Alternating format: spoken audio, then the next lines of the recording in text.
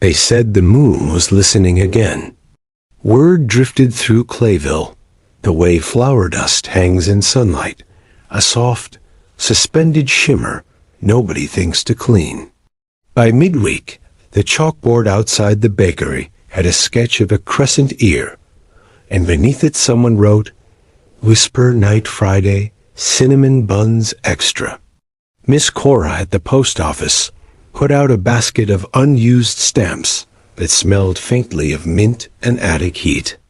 The radio in the hardware store's back room, the one that only played when nobody admitted to touching it, had begun to pick up the sound of wind passing over a bottle mouth, as if the sky were a throat preparing to speak, but not yet sure of the words. I arrived just as the late bus let out the tired air of other towns, and the driver tipped his hat toward no one in particular. Clayville looked exactly the same, and not at all like it used to. The old creamery had lost its sign, but gained ivy that climbed with polite insistence, tiding corners long neglected. Teacup pigeons still roosted above Mr. Loon's clock repair shop, feathers the color of soot and chalk, watching with a patience that made you straighten your spine. People nodded as I passed, then squinted at the edges of memory to find my name. It hovered there, almost caught, like a moth just beyond the lampshade. I didn't say it, just smiled, and the town smiled back. I carried with me a suitcase that had belonged to my grandmother, the leather worn suede smooth where her hand used to grip it. Inside were old receipts from the sundry, a pressed leaf, and a bundle of letters tied with twine. None of the letters had stamps. The dates were sporadic, but all in her hand, and the addresses were stranger. To the moon, Kai-O night, and moon on the corner of Sharp and Soft, and once simply you. When I shook the case gently, something small rattled. A wind-up horse with one missing eye and a brass key half stuck in its side. The smell of the suitcase was the smell of the house she left me, the dry sweetness of paper, a whisper of soap, the crisp ghost of winter apples stored in a root cellar beneath a floor that creaked like a friendly throat clearing. Clayville had its rituals. In that season, when the light went pale at supper and moths tapped their blunt questions against screened porches, people spoke softer. Doors were set ajar, curtains kept open to the northeast, radios warmed and left to hum. They said it started with the fields. The barley beyond the school began to lie flat along old pathways no one had walked in decades, pressed into place the way a thumb presses a ribbon. The shapes changed with the moon, laid down and lifted up, but if you stood on Mr. Abner's back stoop when the moon was high, if you kept very still, you could hear the swish of it happening, the field remembering footsteps and staging the memory like a gentle play. Back already? Mr. Loon looked up without surprise when I pushed his shop door. The bell on the door never rang, only sighed a little. He wore the same apron as always, gray as early fog, and his hands were nimble as birds. On the wall behind him, clocks of every persuasion ticked in polite disagreement. Some hurried, some waited. One, a square-faced kitchen clock with cherries stenciled in the corners, had no hands at all. They told me the moon was listening, I said, taking my heart's coat off one button at a time. He nodded, leaning over a fat-bellied timepiece and coaxing it to trust him. He had not changed. The hair at his temples had been silver for as long as I remembered. Time skimmed him like a skipped stone on a lake, touching lightly, moving on. She does that, he said, from time to time. Does she answer? Mr. Loon considered the shape of a whispered question and smiled. Oh, she's the quiet type. But you see the answers in other things. Clocks find their truth. Doors remember which way to open. The theater turns its seats. How's the librarian? I picked up the wind-up horse from the counter while he worked, fixed the key with my thumb. The horse's mane had been worn away by whoever loved it first. I imagined small teeth marks on its wire legs. Miss Erie is well. Magazines age around her. She does not. She says the moon is interested in all the stories nobody finished. He cocked his head, listening to a tick I could not hear. You'll want to go by the Bower before Friday. The seats get confused early. I wandered next to the school. June, who used to sit 2 rows over and braid her hair so tight the sun had to bounce off it sideways, had a daughter now. She told me as much in the grocery, cheeks pink with the effort of remembering my name. June named her Uni, I said, and June laughed. No, she said, she named herself that. Children in Clayville often did. I found Uni in the barley field, wrapped in a blanket with stars stitched clumsily by loving hands. She had made a hat of tin foil and a broken radio antenna, and across her cheeks the moon had left its pale fingerprints where freckles should be. She was whispering into a mason jar, then screwing on the lid with ceremony and tucking it into a basket.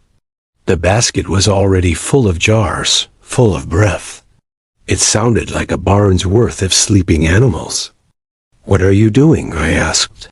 Children answer direct questions in Clayville, but at an angle, as if you'd asked about the weather of a different town. Saving words for Friday, she said. If you talk too much before then, your best ones leak out. I didn't know that, I said. Adults don't notice, she said, kindness itself. They think all words weigh the same. They don't. Some of them have wings. At dusk that night, the old radios began their soft-throated singing. No station, just a traveled quiet shivering in the dusty innards. The abandoned warehouse by the tracks pulled its windows closer together, as if squinting, and the Bower Theater unlocked itself with a click no one heard, but everybody felt in their ribs. Photographs left on windowsills grew fogged at the edges first, then blurred, as if they had been breathed upon by an invisible child about to draw a heart in the mist. They said the moon was listening again. You could tell by the way the dogs didn't bark. By the way, the swing set behind the church hung without a single tremble, though the night was not entirely still. You could tell because when you said your name out loud, you could hear it returning to you, softened and made unfamiliar by the night's own mouth. On the third night, walking home, I passed the house where my grandmother used to live. In the upstairs window, a faded curtain that was still somehow the smell of starch and lemon lifted, then settled again, flattering itself to the glass. I opened the suitcase on my lap at the kitchen table and untied the bundle of letters. The first one was short, written in my grandmother's careful hand, the loop of her G long and still airy, like a child's kite string long after the kite is gone. Dear Moon, she wrote, if you are there tonight, keep this safe. It was from 1953. I held it, and the brass key in the horse's side pressed into my palm and left a crescent. Upstairs, someone in the house across the alley tapped 3 quiet times on a window. In Clayville, that means, hello, are you still awake? When I was small, the year clay swallows made nests in the eaves, and we all walked around quieter to not shake loose their little sleep. My brother Simon and I would sit on the back step and listen to the radio of the house itself. Every building talks, but in summer, when the heat swells wood and unseals rooms, they whisper more. The house then had the voice of a woman with a sore throat who loved you anyway. The station was always good. Recipes that tasted like your favorite aunt's laughter, the exact weather your hair had been noticing all day, the sports of ants. Simon would press his ear against the banister and tell me what it was saying. He had a knack for radios, even ones that weren't supposed to be radios, and I would pretend to hear the same. When he left, he forgot many things. His bicycle leaned forever in the shed, a pencil with teeth marks on the dresser, but not the old Bakelite radio with the cracked dial and the little red eye that glowed like a coal when the music found itself. He left that on the kitchen table, knowing it would find me. That first week back, the moon swelling like bread dough in a bowl you've covered and kissed, I brought the old radio down into the kitchen. It hummed in its sleep. I set the suitcase beside it. The letters inside lay very still. At night, when Clayville closes its eyes without quite sleeping, the town's old radios pull in signals from places that might not exist. If you listen with the light off, the sounds layer themselves. On Monday, I heard rain on a roof made of something that wasn't metal or wood, but something closer to sleep. On Tuesday, a woman reading a list of names and addresses like a prayer, where each name is a door and each address is a hand on the knob. On Wednesday, a station that played a song that was only 2 notes, back and forth, like someone calling a calm animal out of the dark. On Thursday, when the moon tipped silver into the alley, and my kitchen smelled like stewed tomatoes, because the tomatoes would not be patient, I set the first of my grandmother's letters beside the radio and turned the knob. The red eye opened, ember bright. It was not a seance exactly. There were no candles. I did not call anyone by name. I merely rested my hand on the warm top of the radio, its varnish gone gummy with years, and I read aloud, "Dear Moon, if you are there tonight, keep this safe." The radio's hum deepened, as if it had leaned forward. The photograph on the refrigerator, the old one of my grandmother standing in front of the creamery, apron tied with decisive hands faded at the edges like paper left in a window. For a moment, her face blurred, then cleared, as if she had turned toward or away from something I could not see. The photograph was not the only one. On the bookshelf, a faded Polaroid of Simon on the railroad bridge went soft as a sigh, the water beneath him refusing to hold its shape. I reached up to touch it and felt the gloss give slightly under my fingertip, as if it had just now been taken, and the image was still deciding what it wanted to be. In the field, Uni had set out her jars on a quilt like a marketplace of clouds. She was serious as people are when they are playing. "If you keep your words in glass first," she said, "when you say them later, they know they matter. They will go where you tell them. They won't wander. What will you tell the moon?" I asked. She looked at her jars, thinking. "Secrets are like bread dough," she said at last. "You can punch them down, and they come back bigger. Best to share them with soup before they go bad." I asked her if I could borrow a jar. "You don't have to put your whole secret in," she said, coaching me as I breathed into the cool glass. "You can put in the part that would like to be alive and leave the thorn behind." She took my jar, held it to the light, nodded. "This one will behave." At the Bauer Theater, the seats had done as Mr. Loon said. They had turned themselves toward the east wall and arranged in a posture of attention, as if the unfinished mural there held an essential scene. The Bauer has 3 aisles and a sloped floor that makes your knees behave. In the front row, center, an empty seat that had been empty since I was old enough to know joy would sometimes not wait for us to catch up, plumped itself like a cat settling down. A velvet smelled like time after rain. From the balcony, a draft lifted the dust into sheets you could almost fold and take home. The projector booth door stood open a fraction. Inside, a stool someone meant to come back to. On the wall, a notice from 1959 reminding your elbows to be kind to the person next to you.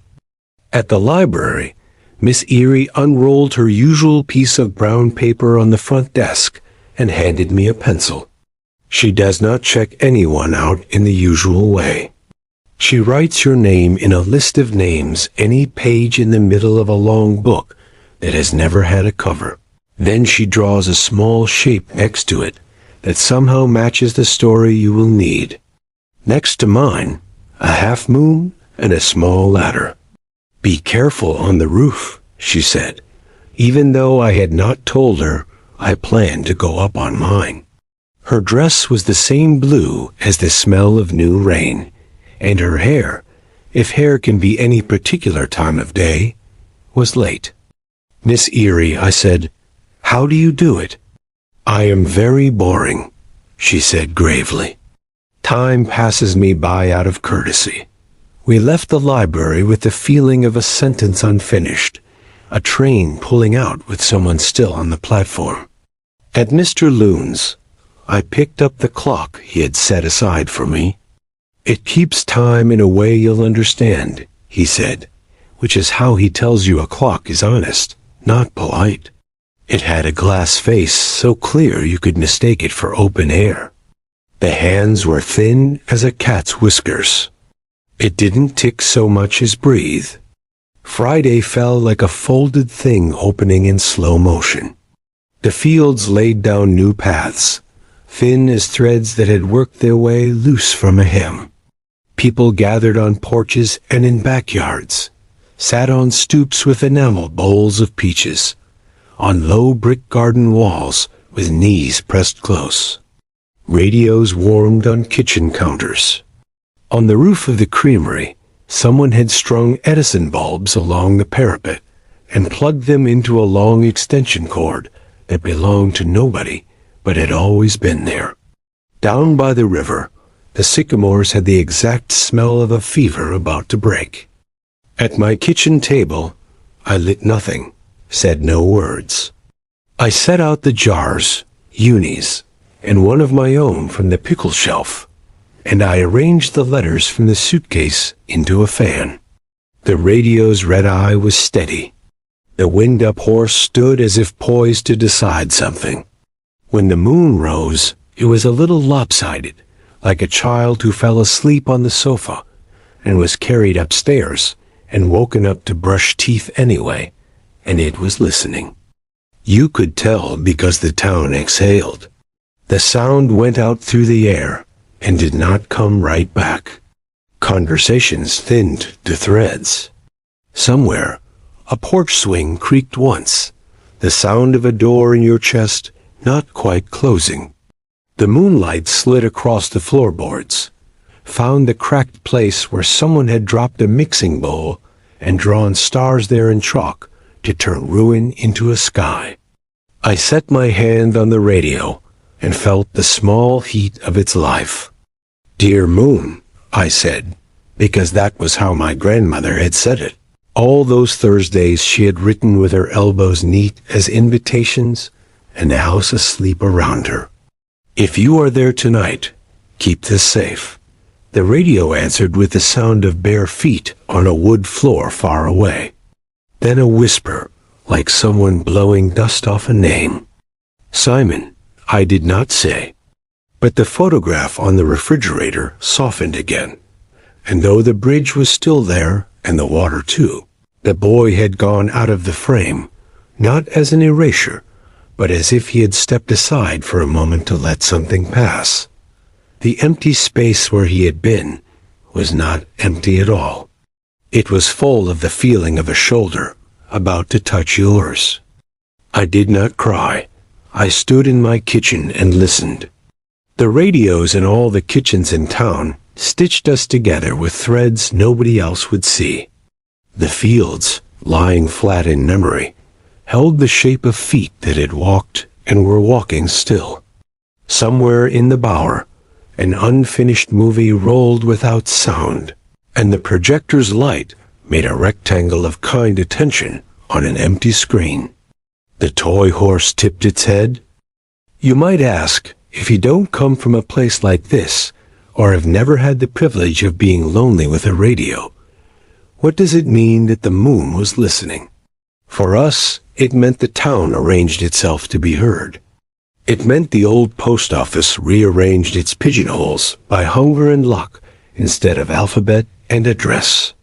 It meant that the fence along the ball field, the one that had sagged like an old smile for years, stood up straight for a while with the effort of not collapsing into memory.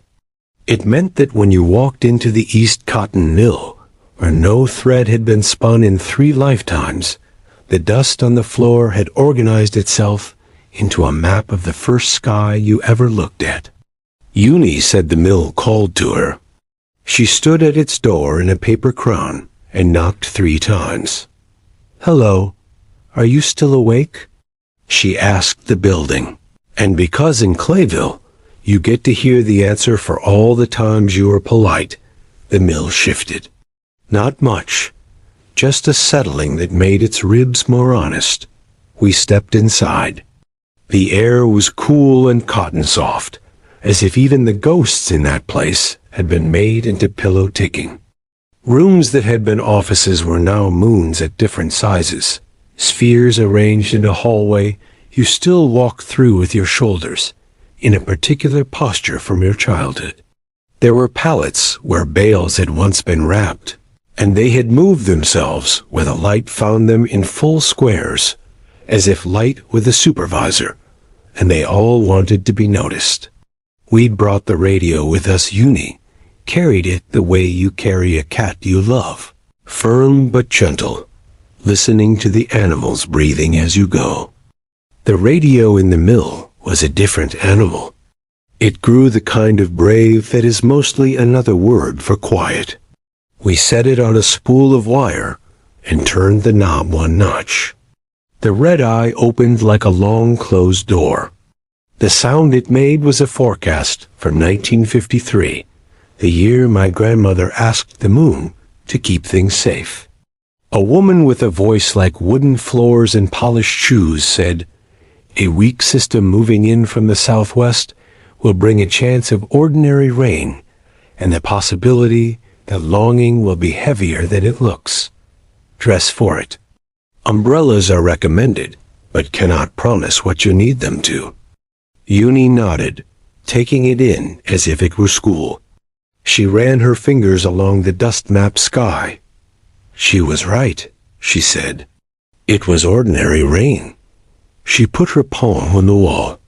"Thank you," she told the mill, and we both stood quietly until the old factory's walls relaxed into that particular relief you feel when someone remembers to say your name for a good reason. On the stairs, our steps sounded like water, arguing politely with its container. We walked to the bower afterwards, because the building had been bending to the moon for days, and it worried me. I am suspicious of sudden goodness, a bad habit. Inside, the seats had shifted again to face one another, a circle in the aisles, the way chairs do at support groups. We sat. The place made a small sound in the rafters, like a laugh that got shy.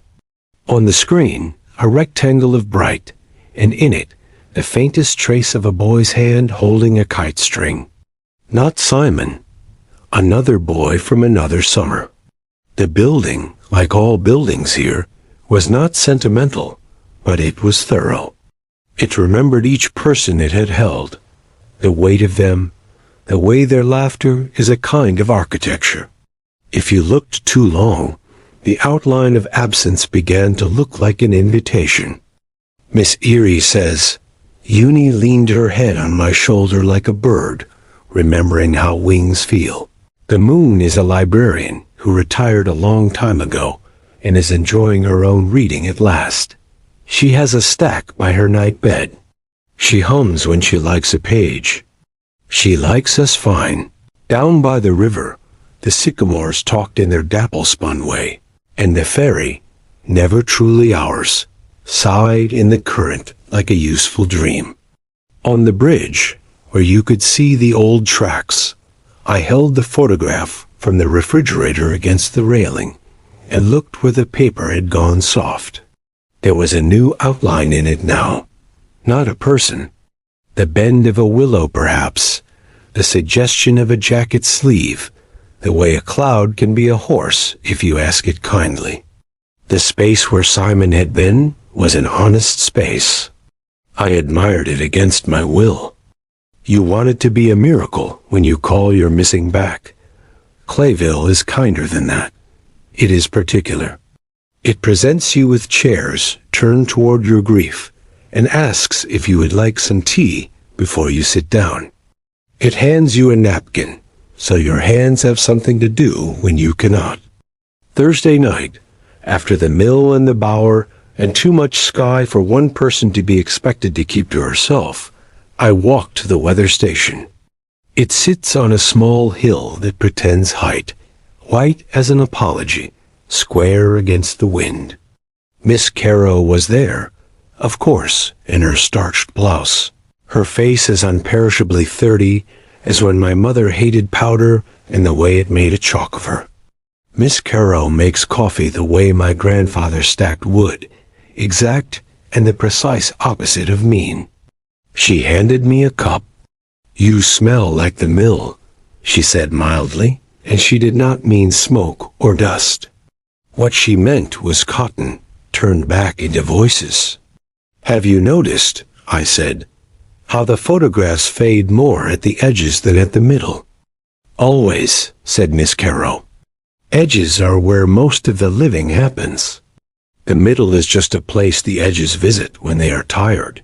She turned a knob on her personal radio, and the weather issued forth. Low clouds rolling into town like quiet cows. The chance of old arguments walking themselves back across porches and lying down. "Tonight," she said, "is listening night. The town will do its part. We try to, too." She handed me a stack of envelopes. They were addressed to no one and everyone. Inside, blank pages. "Take these down to the lake when you go," she said. "People will need things to put in the boats." I went because my legs had known all day they were going. The path to the Quarry Lakes is packed clay, polite in dry weather, loyal in mud. Crickets were out organizing themselves into something that was not music, and nonetheless had rhythm. The lake's surface was the color of a good pencil line. People gathered quietly at the shore, like thoughts that had decided to behave themselves. The moon did its work. There were paper boats, folded from butcher paper, or old maps or playbills. People had written small things on them. "Keep this safe. Read this, but only you." Or they had left them blank, trusting the blank to hold what it should. We set candles in the paper boats and pushed them into the water with 2 fingers the way you send a letter on its way by dropping it into the slot with care. The boats drifted, a congregation of tender flames convincing the water to be tender too. Along the shore, old radios sat like careful cats, their cords unplugged and still somehow working, the red eyes of their attention animate and unafraid. When you ask the moon to listen, you aren't actually asking for reply. You are asking to be arranged briefly into a frequency that makes you hear yourself better. The field that remembers lays down your feet in the places you forgot they had been. The buildings rearrange their furniture, so you will sit where you might see the person you used to be walk past and nod. The people who do not age will make you coffee without discussing it. Someone down the shore said my name into their hands. I didn't know who. Someone else, a woman with the sad courage of a person who attended something they were not invited to, but needed, said, "I am sorry, I was not softer. The moon did not write any of this down. Of course she did. Her light has always been a way of taking notes. The radio at my feet gave a little cough and cleared itself. "Simon," it said, and then it said nothing else. It did not apologize. It did not finish the thought. It did not remind me of the train that left, or the bridge, or the photograph. It simply put his name into the rhythm of crickets and the hush of night water and said, "There he is, finally, as sound." I put my hand palm down on the warm curve of the radio and allowed it to be what it was. Uni came to stand beside me. She had a boat in her hands, folded from a recipe for peach preserves. She whispered into it and let it go. "He will hear you," she said, and there was no doubt in it, only the dignity of knowing how boats work in your bones. The moon was listening again. You could tell because the town glowed not with power, but with attention. Because if you held your breath and then let it go, the night took it and kept it for you, the way you keep a napkin with a phone number on it, because even if you never call, you like that someone thought you might. In the morning, the dew wrote letters. That is not a metaphor. You could go out to your yard with a cup of coffee and see, on the fence or along the railing, the tiny footprints the night had made, spelling lines of close handwriting. They did not last. The sun read them first, as it always has, and then they were gone. I stood at my porch and bent close to mine. It was not from my grandmother. It was not from Simon. The handwriting was my own, small and unsure, from a time when I had not yet learned how to swallow words whole and had to take them in pieces. The letter said, "It is all right to set down what you cannot carry kindly." I looked at the house across the alley. On the windowsill, the photograph had decided itself again. There was the bridge, and there was the water, and there was no boy at all, not even a ghost of a sleeve. The space where he had been was wider than it had been the night before. It did not hurt more or less. It hurt differently, like taking off a shoe that had at last broken the skin and realizing you will have to walk home barefoot. But the road is clean, and you have learned how to walk like this. I took the wind-up horse in my hand. I pressed the brass key. It wound until it would not wind. I set it down on the kitchen table, its little tin hooves in the restless position they had always been in, and stepped back. It did not move. Of course, it did not move. Then it did. A small jitter, a shift of weight, a decision. It took 3 steps toward the window and stopped. Through the glass, the path to the creamery had laid itself down in the grass, a pale thread. Small things know which way to go long before we give them permission. Uni and I walked to the bower that night, not because we expected something, but because the town has habits now, and we have learned them like good neighbors. The chairs had turned to face the screen again, polite and in love with attention. On stage, someone had left a box of letters. We opened one. "Dear Moon," it said, "if you are here tonight, keep him safe." We folded it back and put it in the box. We are not the kind of town that reads other people's mail, except when we are exactly that. Miss Erie sat with us a while, a book open and empty on her lap. "What is it like?" I asked her, because this is the thing I had wanted to ask her since I could read. To hold so many names without letting any of them sink you? "They are boats," she said. "They are not mine. I push them toward where the water is gentle and the wind is patient. And then, very quietly, I go home." At Mr. Loon's, the clocks had arranged themselves into a parade that went nowhere and arrived anyway. "They talk more," he said, as if this were amusing. "Perhaps it is not that they talk more. Perhaps it is that we have grown comfortable with the tone." He pointed to the clock he had sold me. It had stopped. The hands were nowhere near any hour a person would invent. "This one," he said, "has sense. When the moon listens, you should not be counted. We walked out toward the field, for what else is there to do when you have no work but remembering and its cousin, forgetting?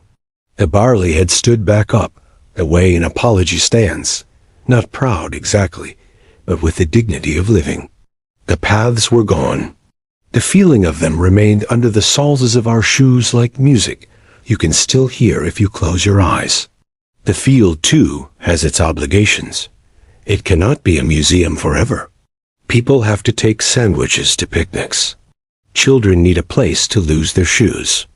You might expect the town to be different in the days after the moon listened, and of course it was, in ways you only notice if you pay the right kind of attention. The barber swept a little more gently. The smell of laundry at the laundromat was more like lavender than a product designed to be like lavender. The woman who had married first and worst and always burned toast turned her toast down and did not burn it, and when she bit into it, she let the crunch be the crunch and not a judgment. The abandoned warehouse slouched into its old position now that its rearrangement had told it a story it needed to hear. The weather forecast was as unremarkable as a kindness extended without a witness. I took the letters from the suitcase back to where I'd found them, into my grandmother's sitting room, which had always made you feel you were being studied and admired by a person who would not tell you you were beautiful in those words, but would show you how to hold your shoulders so you knew it yourself. I set the letters on the table. The ivory lamp with the fringe looked at me steadily. I put my ear against the house. It said nothing. It had said enough for now. Later on my roof, I sat with my legs over the edge, like a person on a train car, my feet cooling in the night air. The stars went about their stubborn business of being there regardless of our feelings. The moon was thin now, having given so much attention, it deserved a rest. I did not ask it any questions. I did not bring the radio. I watched 3 bats write a sentence I understood and then immediately forgot. There is a peace in that forgetting. There is also a loss. All good things contain both. If you were to stand at the edge of town and look back, if you were to watch the way Clayville holds itself as if for a photograph that may or may not take, you might say it is a town like any other, with electricity and arguments and the smell of onions and butter, and children lined up at the pool, waiting for someone to invent water wings big enough for their impatience. And you would be right, and you would miss the point. The point is not that the moon listens, though she does, and it is a comfort. The point is that we hush when it is time to hush, and speak when it is time to speak, and learn to tell the difference by the way the barley leans and the way the radios breathe. The point is that we write letters to no one and to the most important one, and we set them on the water in small boats, and we let them go. The point is that sometimes, when we cannot say a name without breaking ourselves in half, the town will say it for us, quietly and in chorus, and we will not break after all. We will bend. We will be arranged. We will listen. People came by and told me stories, the way people do after a thing has happened that they do not want to stop happening. The mechanic said the car that had always refused to start when the weather was damp hummed to life like a memory of better seasons. The baker said the bread rose happy. Eunice said the jars had gone quiet, all at once, and she had opened them on the porch and watched the words rise like breath from a sleeping animal. Mr. Loon gave me back my clock and said, "It stopped at the right time. It will begin again when it wants to." Miss Erie put a blank book into my hands and said, "Write the parts you can bear. Leave out the rest." The moon has that copy already. I put the toy horse on the windowsill where it could see farther than me. At night, sometimes, I would hear the faintest tick of its patience. The moon came back thinner, and then rounder, and then thin again, as if it too were learning how to keep what it could and let go of what it could not hold without changing shape. The photograph on the refrigerator did not stop changing. Some mornings, the bridge would be gone, and only the line of trees would remain. Sometimes the water caught the light in a way that made you think a train was due. It is an ongoing conversation, It is not finished. It is a life. They said the moon was listening again. They will say it again. We will leave our curtains open to the northeast. We will turn our chairs. We will warm the radios and feed the field sandwiches. We will say our names out loud when we think no one wants them and hear them come back gentle, reshaped by a night older than any other. And in the morning, when the dew writes to us with its invisible hand for a few minutes before breakfast, we will bend close and take what we can read into ourselves. We will stand up straighter without knowing why. We will carry ourselves carefully down the stairs. If you have a secret you cannot carry kindly, if you have a name that still tilts your mouth the wrong way, come sit with us a while. You will not feel better. It is not that. But you may feel the hum of your own old radio and realize it was never static at all, just a song you did not yet know how to dance to. We will show you the steps. They are slow. They are the same as standing still. There is a person shaped like you in the story, and you can sit in the seat they left for you, front row, center, velvet smelling like rain. In Clayville, we learn to whisper, in case the sky is taking notes. We learn not to worry if our handwriting is bad. The moon can read you anyway.